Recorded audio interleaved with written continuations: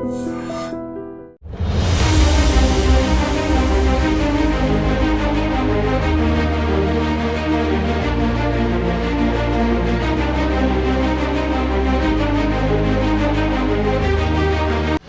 Industries అంటేనే కేవలం నలుగురు చేతిలో ఉంది, 4 ఫ్యామిలీస్ చేతుల్లోనే ఉంది అని పెద్ద ఎత్తున చాలామంది విమర్శకులు అయితే ఇదే చెప్తూ ఉంటారు. అట్లాంటిది అందులో భాగంగానే ఇప్పుడు సినీ పరిశ్రమలో one of the biggest family or rule చేస్తున్నటువంటి ఫ్యామిలీ మోహన్ బాబు ఫ్యామిలీ కూడా అందులో ఒకటి అని చెప్తున్న నేపథ్యంలో నిన్నటి నుంచి కూడా మంచు మోహన్ బాబు ఫ్యామిలీలో ఆస్తులకు సంబంధించి గొడవలు జరుగుతున్నాయి.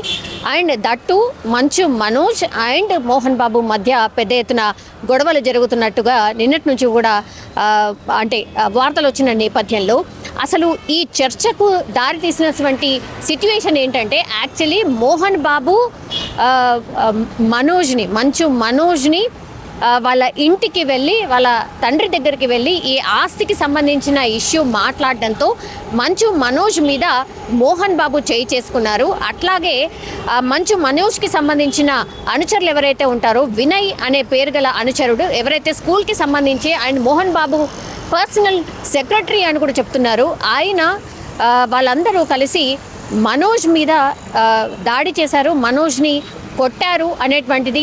అండ్ అదే విషయాన్ని మంచు మనోజ్ 100 డయల్ 100కి కాల్ చేసి ఇలా నా మీద దాడి జరిగింది అని పోలీసులకు 100కి డయల్ చేసి చెప్పారు అనేటువంటిది పెద్ద ఎత్తున నిన్న మీడియాలో పూర్తిగా ఈ వార్త హల్చల్ చేసింది, మనందరికీ తెలిసిందే. అండ్ ఆ తర్వాత మధ్యాహ్నం తర్వాత మంచు మనోజ్ కూడా బంజారా హిల్స్లోని ఒక ప్రైవేట్ హాస్పిటల్కి వెళ్ళడం, ఆయనతో పాటు ఆయన భార్య కూడా ఉండడం అండ్ వాళ్ళిద్దరు కూడా నడవలేని పరిస్థితుల్లో కుంటుకుంటూ అండ్ మెడకి నెక్కి కూడా నెక్ బెల్ట్ వేసుకొని హాస్పిటల్ లోపలికి వెళ్ళినటువంటి మనోజ్ని కూడా స్పష్టంగా మనం చూసాం. సో ఇంకా ఎప్పుడైతే ఈ వార్త మేబీ ఇది ఫేక్ ఏమో అని నిన్న మధ్యాహ్నం వరకు ఎవరైతే అనుకున్నారో ఒక్కసారి మనోజ్ హాస్పిటల్కి రావడం, నిజంగానే దెబ్బలు తగిలిన సిట్యుయేషన్లో మనోజ్ హాస్పిటల్ లోపలికి వెళ్ళడం, మనోజ్తో పాటు ఆయన భార్య ఉండడం, ఇదంతా కూడా చూసిన తర్వాత అప్పుడు కానీ కన్ఫర్మ్ కాలేదు. కానీ రీజన్ ఏంటి, నిజంగానే ఆస్తులకు సంబంధించిన గొడవ లేకపోతే ఇంకో గొడవ అనేది స్పష్టంగా తెలియాల్సిన అవసరం అయితే ఉంది. ఎందుకంటే అటు మంచు మోహన్ బాబు కావచ్చు, లేదంటే మంచు మనోజ్ కావచ్చు, వీళ్ళిద్దరు కూడా ఎవరు కూడా వెళ్ళి పోలీస్ స్టేషన్లో ఫిజికల్గా లెటర్ మీద కంప్లైంట్ ఇచ్చిన సిట్యుయేషన్ అయితే లేదు.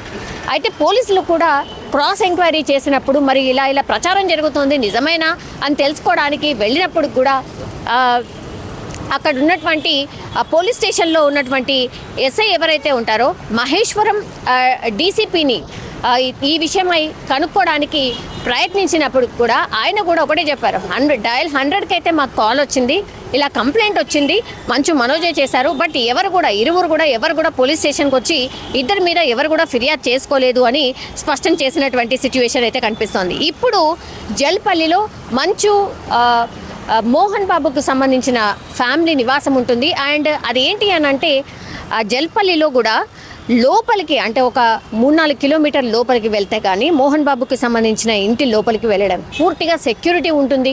అండ్ కంప్లీట్లీ ఎవరు ఎందుకు వచ్చారు అన్న ఇన్ఫర్మేషన్ తీసుకున్న తర్వాతనే ఎవరినైనా లోపలికి ఎల్లో చేస్తూ ఉంటారు.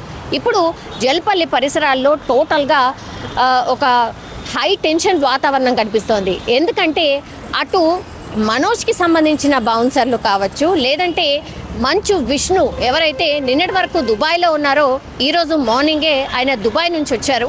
సో ఆయన కూడా ఒక 30 మంది బౌన్సర్లని తీసుకొని జల్పల్లిలోని వాళ్ళ నివాసానికి వెళ్ళే ప్రయత్నం జరుగుతోంది. సో ఏం జరగచ్చు ఏంటి అనేది ఒక టెన్షన్ వాతావరణం క్రియేట్ అయింది అనేటువంటిది అయితే ఒక వార్త వినిపిస్తోంది. అండ్ మంచు లక్ష్మి కూడా ఇప్పుడు ముంబై నుంచి జల్పల్లికి రాబోతున్నారు అని పెద్ద ఎత్తున ప్రచారం జరుగుతోంది. ఒక రకంగా